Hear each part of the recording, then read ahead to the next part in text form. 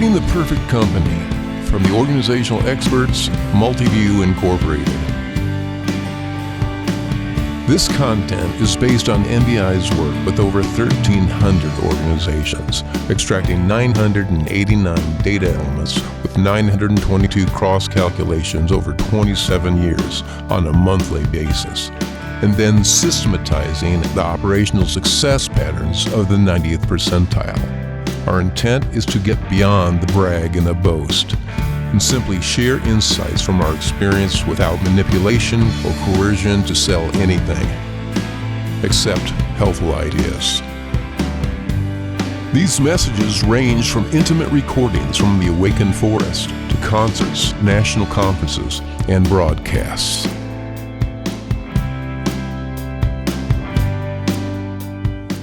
Again, to me, compensation is one of the most fascinating subjects, really, that there is, as it is directly correlated to an understanding of human behavior.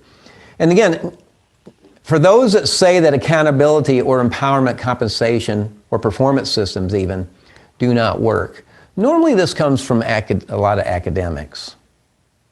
And I don't have anything, against academics and all that, but I just know that sometimes people aren't living in really the real world. And sometimes they're just trying to sell a book or whatever.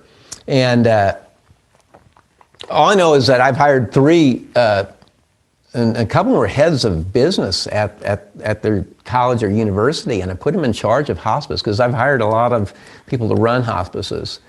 And, over the years. And all I know is there's a big difference between theorizing how to run a country. It's a third wave information society, and we're do it like this. And, it's a big difference between that and actually spilling blood. Getting rid of that employee that's been with you for 26 years or wiping out that whole division. Those are the decisions that have to be made. Often brutal ones, or things that just have to be done. But so the point is, so a person could just find a way to justify not doing it, but yet the evidence is all around us that again, there's a directional correctness. The human animal, I'm not going to go into that too much. Again, it's just more of kind of the reality thing, and there was a lot more of that in some of the other programs like people development. We really kind of go into, what we are and how we learn and all that. But even being logical about this, let's just apply logic to this idea. What is the number one cost in running a hospice or a home care entity? Labor. Well, and that involves payroll. So why would you not address it? I mean, 60 to 65% of organizations' costs come from there. Okay, the fact that people get paid, behave the way they're paid, and virtually all high-performing organizations use financial compensation to get the behaviors and the performance that they want. So, yeah, that's just the facts. Okay. If it's okay, let's go ahead and take a 5-minute break, and actually, let's make it 4 minutes and 58 seconds, not to be anal retentive. And oh, by the way, is that hyphenated? And we'll get into more of this. Welcome back, everybody. And just so we know, I don't know exactly when we'll wrap up. Again, kind of the bookend on this is 6 o'clock, but we may be done before that. Like I said, we're going to get into details, and I want to make sure I cover it, adequately. And also, I was going to say, as the vaccine gets out there more, we will be having more things live, and because sometimes there's just no substitute, for that. So let's look at the relationship for the modern organization between revenue and expense. Okay, and in your hymnal, again, is on page 31. A typical organization is structured like this. You have your expenses, but then you have fluctuations of revenue or patient volume in the case of a hospice or a home health. And so it goes up and down. So when census is high, we're making money. When census is low, we're losing money. And because expenses are not fluctuating with revenue. Now I'll just say this, if someone says we're making money because census is up, or we're losing money because census is down, that takes no talent to do. No talent. Just like if your financial guy says, well, the stock market's up, you're making money, well, the stock market's down, you're losing money, fire his ass. Because you want someone that's making you money in whatever direction you're going in, if you can. Okay. Compare it with this other graph where you have the fluctuations of patient volume or revenue going up and down, and could you structure your expenses to go up and down in relation so that when census is high, you're making 12% profit? That's what we suggest in the model. And when census is low, you're making 12% profit. Could you do that? Well, of course you could. Of course you could. And because when you really analyze a hospice or a home care organization, again, 60 to 65% of costs are labor. Can they be structured like that? Certainly. Patient relateds are, 16 to 18 or so. So those automatically go up and down. And then you have all these, right there, you're around 80%. And then you can structure all other, or many other contracts around that, because people want your business. And you can say, hey, can you work with me like this? And you'll be surprised how many costs, maybe 90%.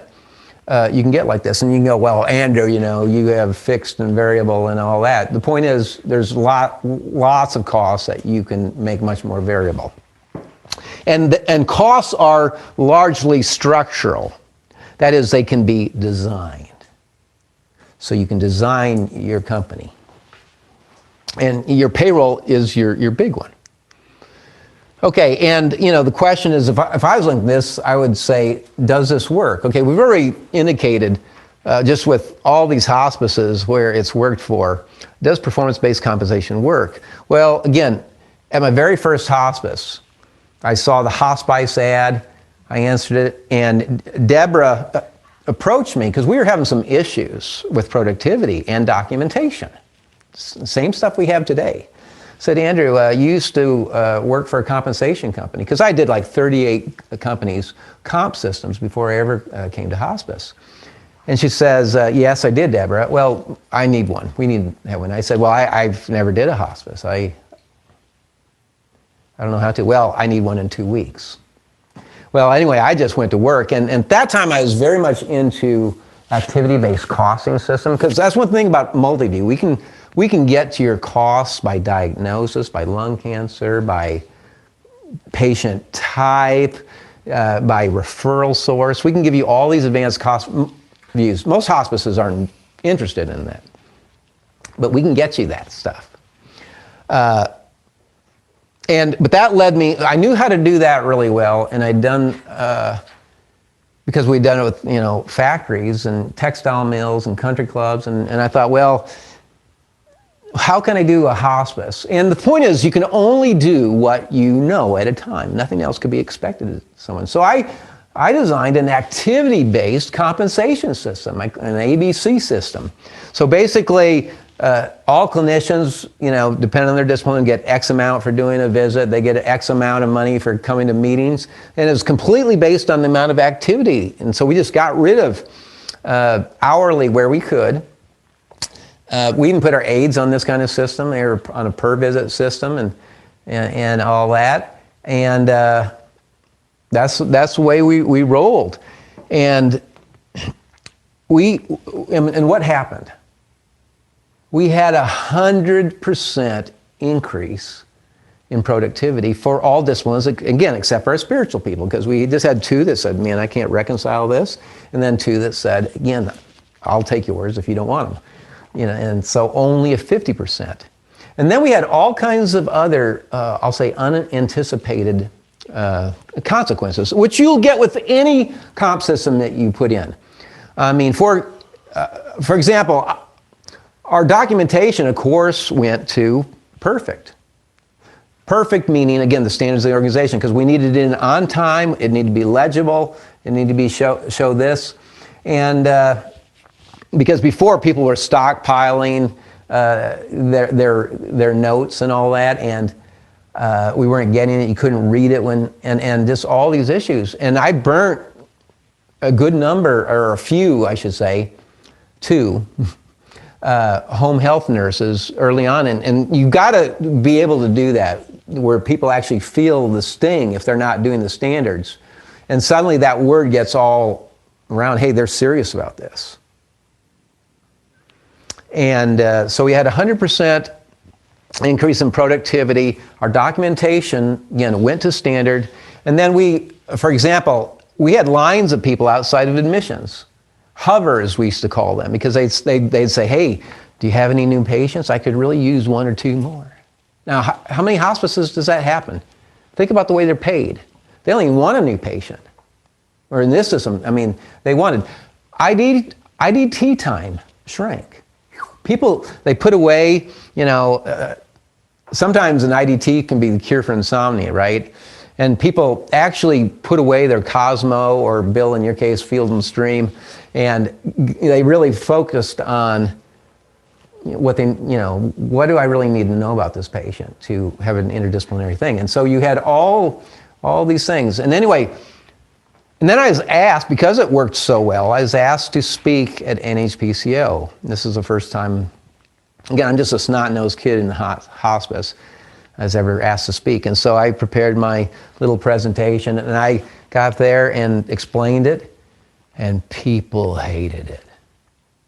I mean, people would start heckling, and that's where I felt like Satan, like this guy is destroying the holiness of the hospice movement. So if you wonder why I wear black, just know that I have issues.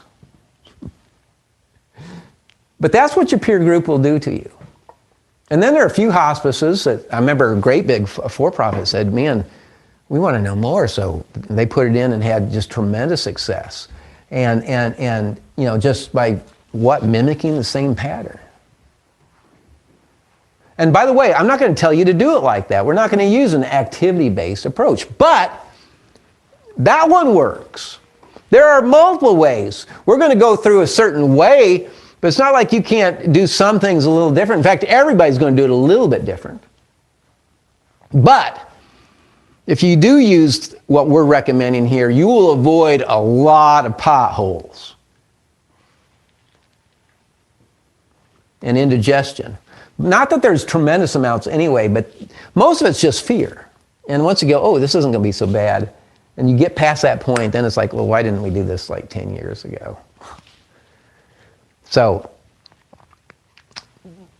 there's that. So we want to create this natural, self-regulating system of mutual performance where all parts of the organization, if we're designing this thing, where all the parts, from your clinical operations, this is the way they work, and this is how they're supported by IT and HR and finance, and all these pieces will work together with a well-conceived compensation system. Okay. And just to go through a few other things, and I'll hit this pretty quickly, just quick payoffs, and then we're going to get into rollout. Why not pay people well, first of all? When here we're in the hospice world, and all the benchmarking and measurement and Medicare, everybody said there's crap loads of money. Crap loads of money, but yet there are a lot of organizations that have poverty mentality. Oh, we can't make it. Oh, community, help us out. They're kind of in Poorsville. And that's just not true. It's down to management and managing well. So why not just manage well and pay people well? And I'll say this several times. Again, the formula is less people paid well. The higher your quality goes, the less people you need. And it means you can do this and pay people, spread it around. Okay. And the point is, people are doing it all over the place, and doing well. Okay. If your company is winning, why not share the gains? Okay, if you achieve this. And also, people want a piece of a winning organization. It helps really bind people together. And most people want to make more than they currently make. When you really get down to it, there's a feeling of progress there. And that's the truth, especially talented people. Talented people tend to be motivated, and they want to advance.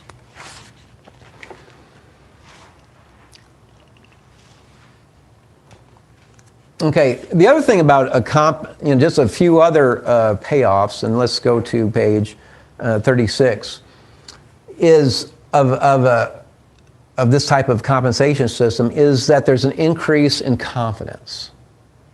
Okay, when every paycheck informs them of whether they're doing the standards or not doing the standards, and they realize they can do the standards every day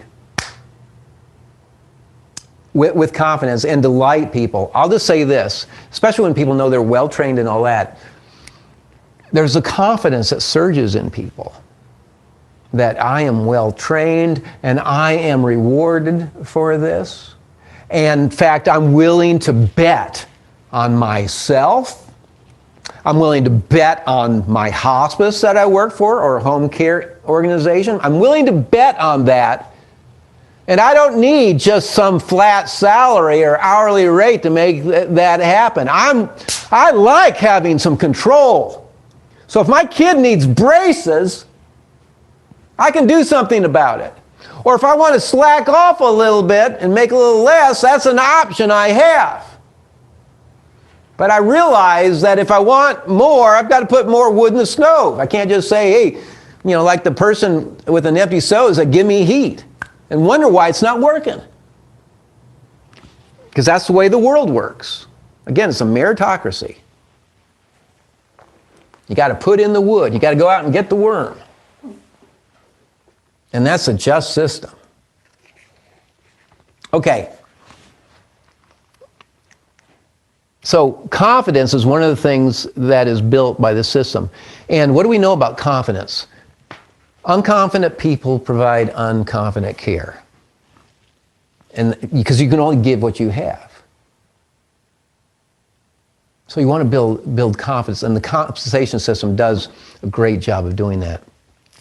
You also want to use the compensation system to smoke out people that lack confidence.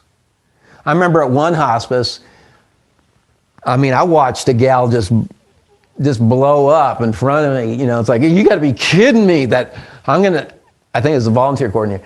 You got to be kidding me that I'm going to be paid for like how many volunteer hours you're producing? Yeah. Oh, that means I really have to get out and do it. Right. I'm glad you had that revelation. Again, we want people that want to bet on themselves and the organization. And people want a fair system, right? Okay. And I'll just say this, better to have less people that are talented than more people that are mediocre. And too many organizations will settle for mediocre people, and they say, well, we can't attract good people. Well, it's kind of this vicious cycle. We can't pay them, we can't get good people, we're not attracting, Whereas if you start to dedicate yourself to quality, you need less people, and that money is there. And it's just easier to manage less people than more. And by the way, managing talented people, because they own their lives, because they understand accountability, because they understand personal ownership, and aren't going to play the victim card and live in a world of excuse, they are easier to manage. All this stuff works together. So the formula, again, less people paid well. Okay, here's an important point. And we'll hit this later on as well when we're going through some of the details of the mechanics of the system. On page 41, your clinical leader or clinical managers have to be one of your primary focuses. Right now, probably a lot of you are defaulting to thinking about frontline clinicians in the comp system. That's just a natural thing. Okay, but that is not where your primary concern is. Your primary concern is really your clinical managers or clinical leaders. Why? Because they're the replicators. Because again, 70% of the development, 70% of the morale, 70% of the retention is going to come from that relationship of the manager and the employee. And so you can't afford to lose talented clinical managers. Or if you get a bad one, they're going to replicate bad. Or whatever they become, lazy. I mean, a slow leader's going to have a slow team. A speedy leader's going to have a speedy team. It's just a sloppy leader's going to have a sloppy. Okay, so that replication. So that's one of the primary things you don't want to lose sight of. Certainly, we want to be thinking about our frontline clinicians, but we definitely want to focus on that. And through the compensation system, we can remove 4 of the major downers or negative aspects of managing. And without having the compensation system, it comes down to hard-ass, big boots, kick people in place, make sure people are doing their job, very unattractive. But when the compensation system, or your systems, including your financial system and your EMR, are sensitized to detect the deviations from your standards, suddenly you can remove from the job description of the clinical manager or clinical leader the need for them to monitor documentation. They don't have to do that anymore. The system's doing it for me and informs me if someone's out. I don't have to monitor productivity. The system does it. Or do annual reviews, because if people weren't, maybe you have to do it for JACO, but it's more like, hey, attaboy, attagirl, because you're doing the standards, you're doing the job. Because if you weren't, the system would have fired you. So even the need to fire people can be handled by the system. So we're removing the negative aspects of the job to free up time for people to do the first duty of a manager, which is to teach and coach.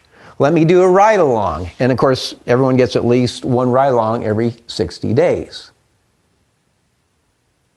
Key thing. You all want to say anything on the 60-day ride-alongs? Because some hospices, when I say that, they just go, whoa. Whereas we just think it's a matter of course. Because I know at some hospices, they're lucky if they get one a year. If that. And when you walk into a hospice that's not, let's call it dysfunctional, they are out there. 1 in 60 days, that's the goal. When everything's clicking, 1 in 60 days. But when you walk into a seriously dysfunctional hospice, they're going to need a little bit more than that. Had one talk to me just last week. Yeah. I was with one last week. And the clinical manager told me how many ride-alongs she'd done in January. I said, how did that go? And she paused and she looked at me and said, enlightening. Well, that's probably an enlightened person. Yes. Especially because, again, it's how you look at it. Okay. So this is a big thing. So we want to definitely keep in mind that clinical managers were designing the comp systems. This is kind of a big thing. 42, you want to bring your people as close to revenue as possible in all situations.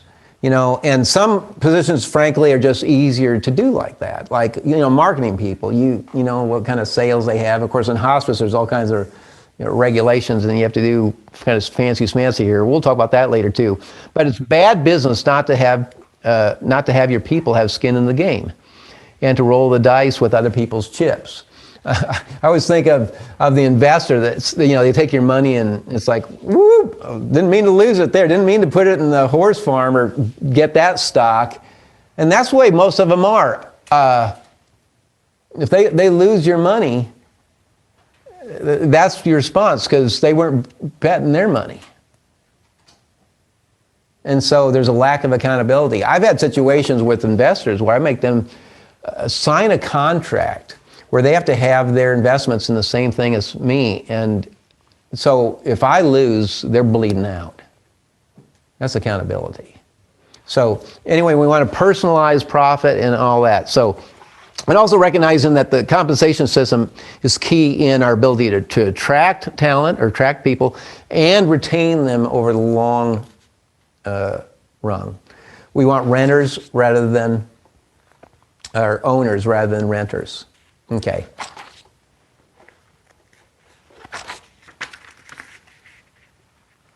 Okay, just a few other quick things. Just recognizing this, no matter how well you pay people, they will leave if they don't feel their work is important. And that's especially true in hospice work. People deeply want to believe that their work has meaning and is significant.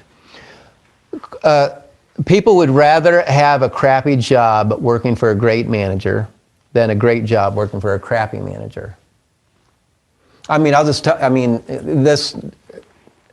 people have illusions or some disillusional thinking, and those last two slides really kind of hit that, because sometimes great pay is not going to make a great worker. And all I know is I've worked with this statement. I had this one hospice that every month was paying me just this great amount of money, and they were doing the model, and it took them from insolvency basically to just rock star financials and quality and all that. And then they started not to do the model. They kind of got interested in another direction, and it all started to go like this. But they still liked having me around or in the letterhead or whatever, just because, of whatever. But they weren't doing it, and I recognized that, and I quit.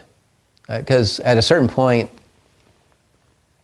if you're not really doing the model the way we used to, or we're going to do this other thing, then I don't really want to be associated. And you'll find that with a lot of people, especially relatively talented people. They just want to be aligned with something that's excellent and where they feel like they're contributing, despite how much money you're paying them. And you want to create a lifestyle, for your people. Okay, the loss of talented people, and this has to do with retention, is the number one destroyer of value. So you want to take care of your people. The other thing here is just to recognize that the compensation system must teach.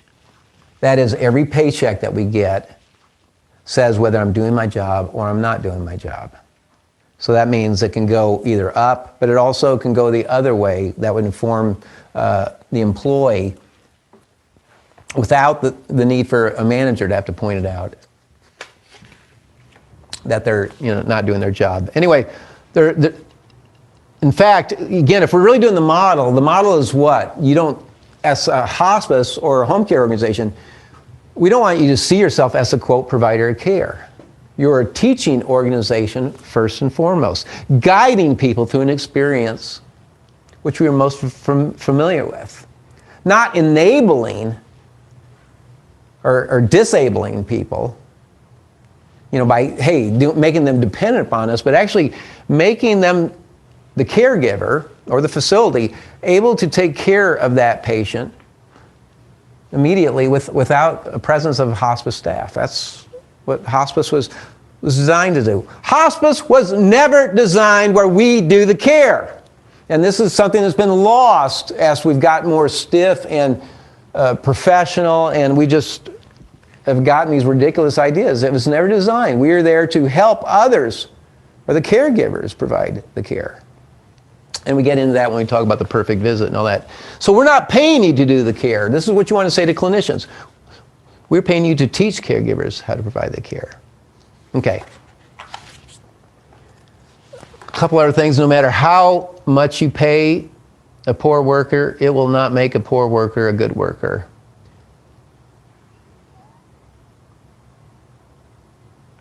Okay, here's another one. When you pay people too much or overcompensate, most often they won't even appreciate it.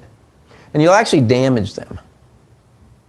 If you pay people too much for what they're doing, you'll actually hurt them. Okay.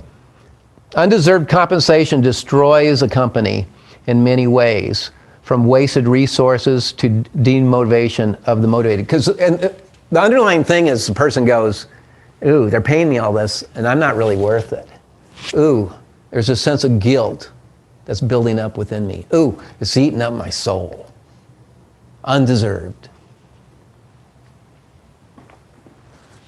Okay. Let's get into the overview. By the way, there's a bunch more of the philosophical explanation behind the compensation you can go through on your own. I'm not going to go through it. how much is enough and stuff. It's pretty good stuff. So let's go to page 70. This is basically the overview of the system. So now we're starting to get into some of the mechanics, including the rollout and all that. Okay, what you're trying to achieve with the compensation system, I think, are three primary things. First of all, you want to create a condition or environment, work environment, where people can self-regulate. So self-regulation, because you want the system that continually teaches employees how to self-regulate. So they will need very little supervision to do 100% of the standards of the organization on a day-to-day basis. That's what you're going for. Makes sense. I mean, just imagine an organization where people are just automatically self-regulating without having to be told what to do or looked over. Okay, so that's one of the things we want out of the system. Next, we want ownership rather than a renter attitude. You want employees to come into the building, and if they notice some trash, they actually pick it up rather than just walk on past and say, well, someone else will get it. And when people are linked in the compensation system, they start to look at it like that, like, ooh, that might cause us to have less patients, or ooh, if that happens out in the community, we need to do something about that. Okay. Through the compensation system, you also want, again, accountability, which is linked to ownership here. You want the system that does the accountability for the manager, just making it easier. Not that there won't be some discussion or, hey, let me help you. I noticed that you had a non-standard. Do you need help with your documentation? That's what you want, that helpful attitude, because the person already knows about it. And that's a great relief, again, right there. And the fourth thing you want, I said three, but there's actually four. You want to keep in mind, you want to focus on that clinical manager or that clinical leader, as we've said, because of that 70% multiplier factor. You cannot build a world-class hospice unless you have rock star clinical leaders. Can't be done. When we were building the Baldridge winning one, that was one thing that, I mean, Norman pointed out, and I just, he says, we're not going to get there unless we have this world-class clinical managers. We've got to focus on that. And that's part of the recipe. That's part of the model. That's where your focus goes. Okay, so let's take a look at this overview. And here on page 71. And now we're starting to get into some of the kind of deep detail and sequence. The first thing in developing a comp system, you want to establish standards, because standards are key to everything. You've got to have something to base the compensation.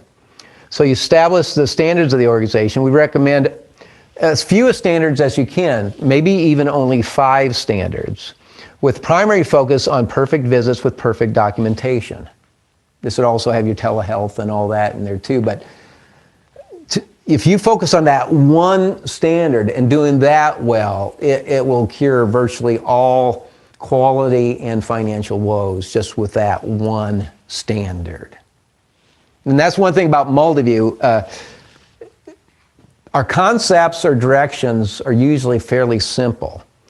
We spend a lot of time going through the explanation because, again, people need to have a deep philosophical or just a deep understanding of what's behind it, or these things go away. Why are we doing this?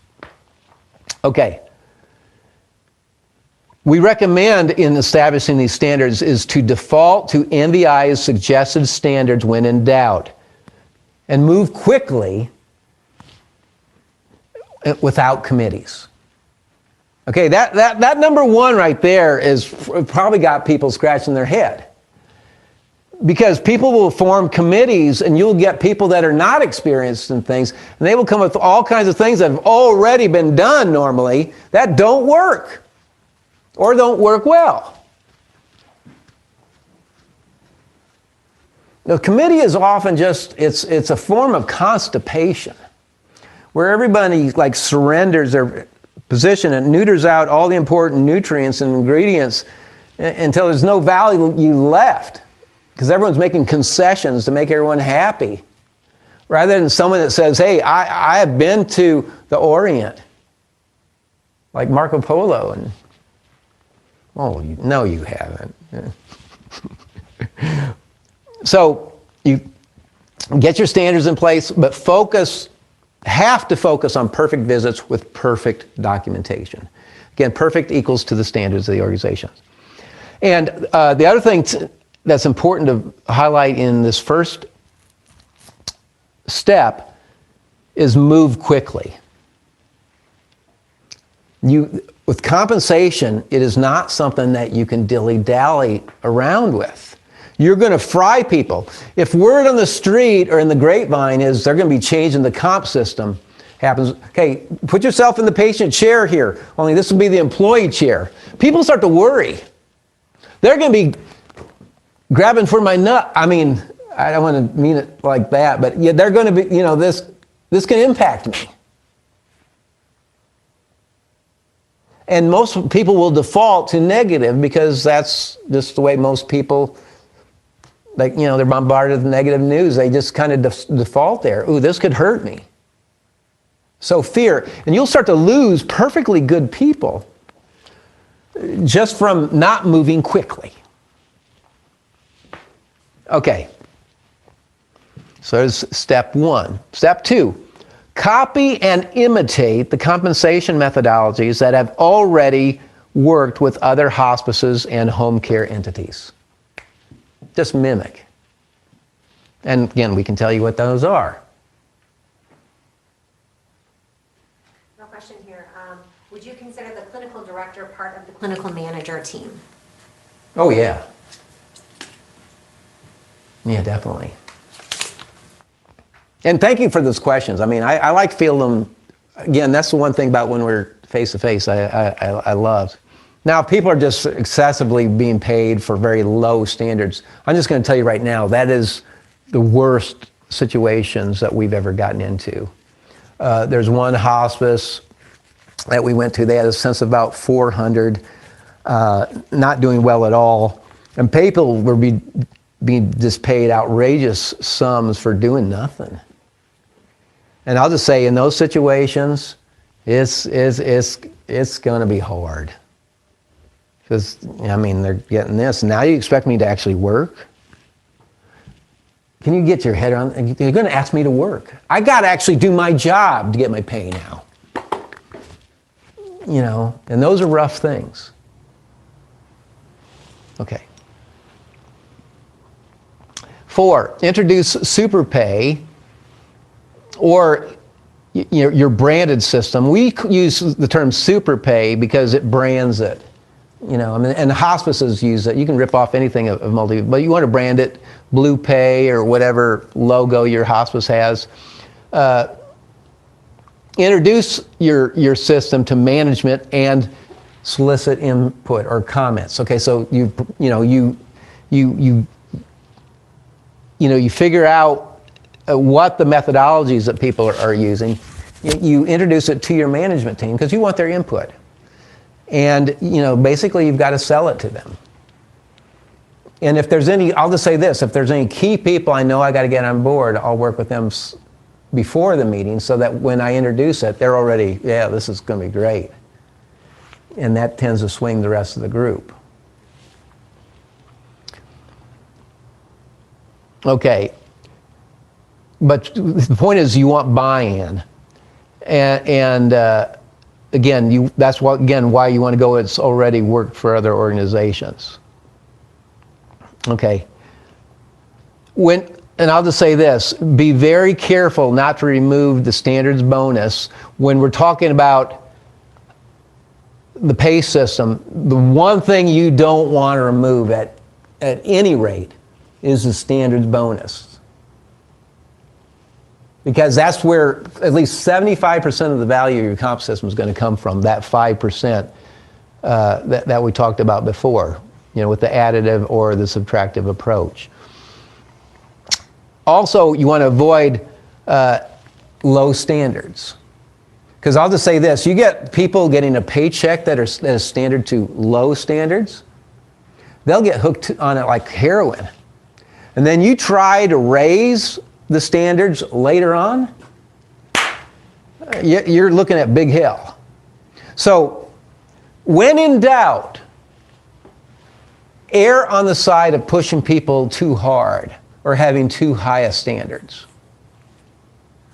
That's good policy, because it's easier to loosen up later on rather than tighten up later on. Okay. 5, work with key influencers to get buy-in with respect to clinicians and managers. Okay, show key staff what they are currently making and what they would be making with the new system, making it easy to contract the difference. You want to get people beyond fear. So basically, if I have a manager that I need on board or a key clinician, because when you work with them before the meeting, you say, hey, here's what you're making now. Now, if we had this system in place, this is what you'd be making. And for a clinical manager, okay, now you're making 75, but you could be making 140,000 or more. Whoa, really? That's like life-changing. Or if it's a nurse, you're making this, and you're making 10 or 15 grand more in this system just by doing what you're already doing. Or maybe with this little improvement here with the documentation or whatever. But there's something about talking about it kind of in the abstract and then showing that contrast. Okay, when I put the systems in at Winston-Salem with the home health and the hospice, I mean, this is exactly the way I went about it to get, and by the way, I've never had any problem putting in a comp system.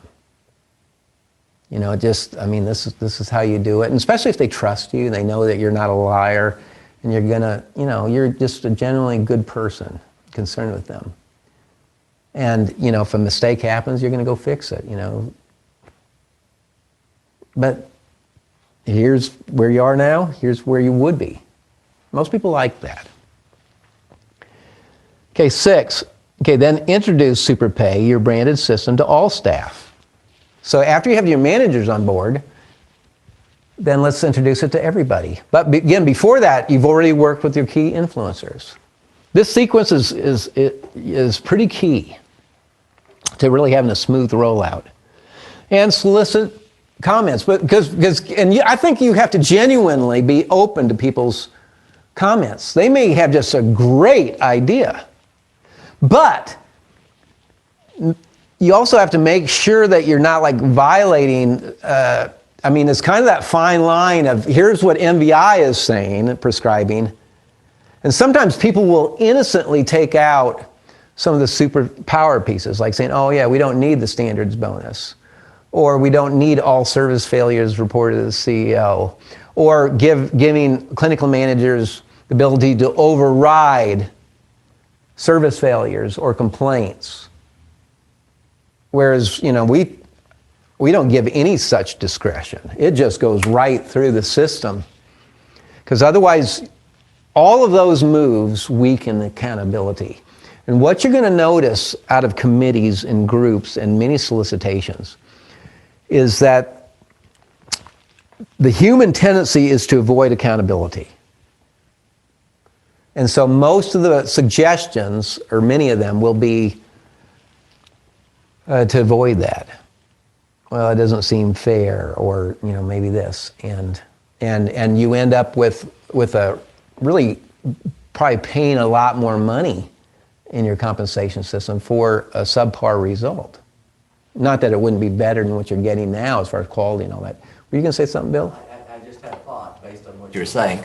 As we implement accountability and compensation systems into hospice and home care organizations, occasionally we'll run into a blocker. Okay, in fact, it's not unusual to run into a blocker.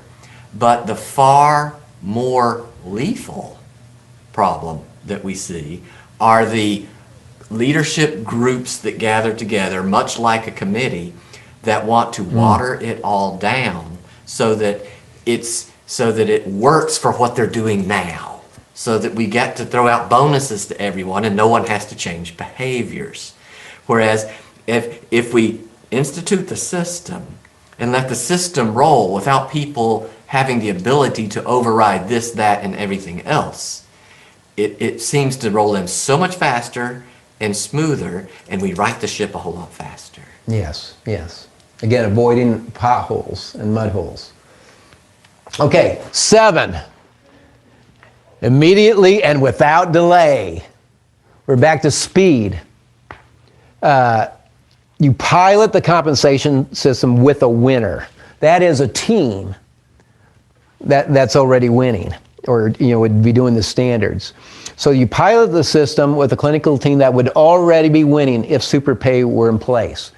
Okay, so basically you look at all your directors, or all your clinical managers, and normally you'll find somebody that's doing a pretty good job, or what have you. And you say, okay, we're going to pilot that. You make that known, because what is their likelihood of success? It's huge. One of the mega hospices that just got swallowed up in a merger, I was out there working with them on theirs, and of course, the suggestion, well, let's do this down in Dallas, or with this small team, or this team that's not doing well, or, all these things. And I said, no. Pilot with someone that's already winning. Because if you pilot with one of your bad managers that's a loser already, that probably shouldn't even be here, that's going to sink this whole thing. You want to keep the momentum. But the key here is speed, because again, you don't want people, once this gets out, you don't want people worrying. So you need to move pretty swiftly. But we'll only pilot for maybe a month or 2, not more than that. I mean, certainly. And I remember one we did, and the manager was going to make about $4,000 or $5,000 a month more. And then, what are all the other managers doing for all the other sites? Can I be a pilot too? Can I be a pilot too? But then your weenies, compensation is just such a giveaway. When you talk about smoking out people that lack confidence, and the people that go white, those are the people who are really uncertain about their ability and skills. So it's quite telling. So immediately without delay, pilot with a winner. Okay, you also immediately start training staff in the standards using System 7. We're not going to go through System 7. That's for other presentations. And you can go on the website. If you don't understand a term I've used, or it seems a little esoteric, just like some of this manual later on, I'm not going through all of this. You can reference it on our website. But we use System 7 specifically so that there is no possibility of a knowledge deficit or somebody not knowing a standard. We don't want anybody to say, I didn't know that. So that's why we use System 7. And it's better than Six Sigma. Why? Because it's System 7. It's one better. Anyway. 9, okay, all employees sign an accountability contract. And this is something we developed where people know exactly what they're signing up for, that there's no question. And we'll go through that a little bit here. But especially in places that are highly regulated, like in California, there's all these wage and hour laws that you have to, or New York, Uniontown, and what have you, that you really have to comply and watch out. And this covers so much of the legal aspect, because it actually is a legal contract that basically says this is the way I'm to be paid, and this is how it works, and I'm totally willing to do this without under no duress or anything like that. I want to do this. And it's a very powerful document. 10, you work with individual staff as needed to increase their confidence. Again, this is just, you're in the process of implementing it, and really any clinical managers or whoever's best at even presenting it. If there's folks that that you want to keep, get that out there and work with them if they're nervous. On the other hand, the folks that you want to leave, and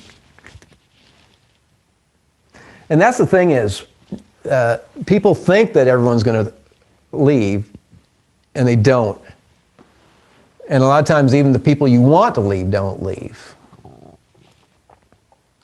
But eventually the system will get them out. Okay, 11, modify as needed. And because once you get, let's say, what we suggest that you do, you mimic these practices and behaviors, well then after you've gained some experience, we'll then start making some modifications. But again, you want to start out as good as you can. And as you gain experience, and say, well, if we just did this.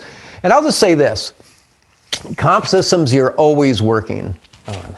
And why would you not take that attitude towards compensation?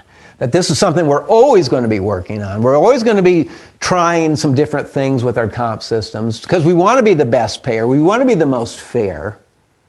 And this is where most of our costs are, and all our results come from it. So why would we not work on this continually or be thinking about it?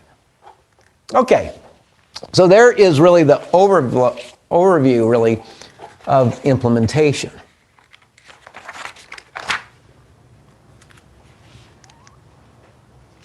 Again, the most important position to focus on with your compensation system, again, is that clinical manager or clinical leader. And here I'm on page 75, by the way. Again, because again, 70% of an employee's development, morale, retention will come from that relationship that employee has with that position. So that's why again, you can never get to world class if you don't have rock stars as clinical managers in a home care or hospice situation. And so like this is an example of an org chart. I always like to put God and life, the big boss, on top, but this is an org chart I put out for a big kind of Wall Street hospice group. But at the top of the org chart is the boss, patients and families. That's who we were serving. That's who we have to please. They'll write every check we'll ever receive, and they'll discharge us if they're unhappy. Then you have your clinicians, but here is where you focus. That's where the strength of the organization is built in this layer, the clinical manager. Okay. I would like to take a quick little break. Let's go to page 78. And again, we're going to be skipping the middle part. I'm going to hit a couple points, and then we're going to get into the methodologies here. But when we reconvene, I want to talk about getting past the fear barrier and some points on the rollout on page 78. So let's go ahead and take a quick break. All right, okay, welcome back. Again, we're going to be talking about getting past the fear barrier and the importance of the rollout. And let me just show you what one world-class hospice that does magic, what they put together. And some of the formatting might be a little weird from one computer to another, but let's go ahead and play that.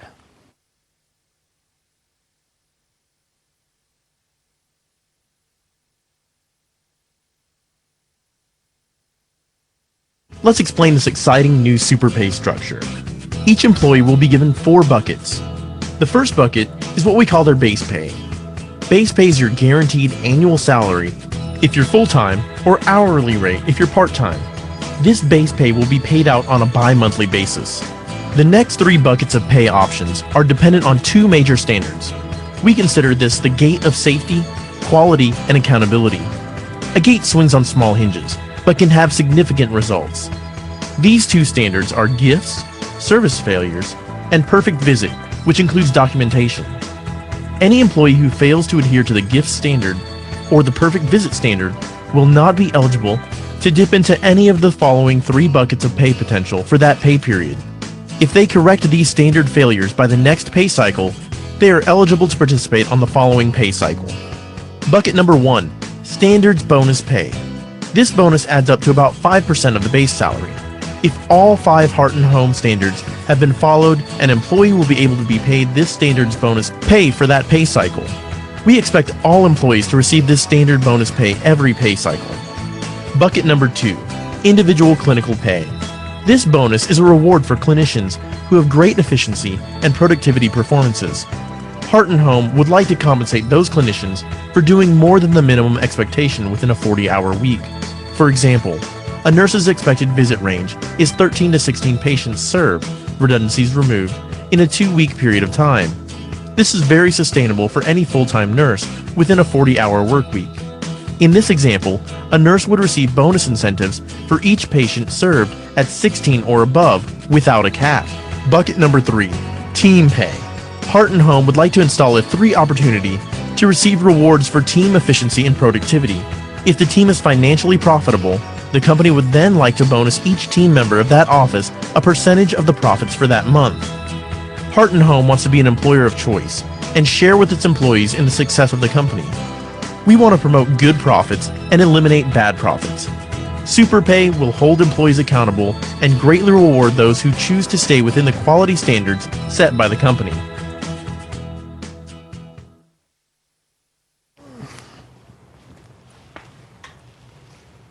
All right.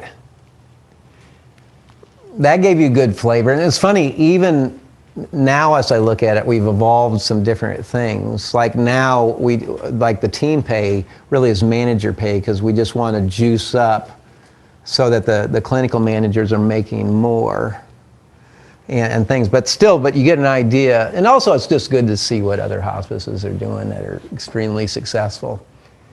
And all that, but based on so many of the principles that we're talking about here.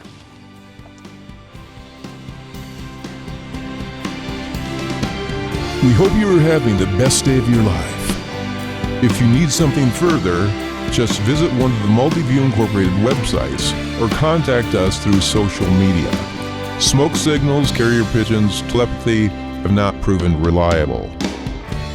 All calls are answered within 3 rings by a competent, real person.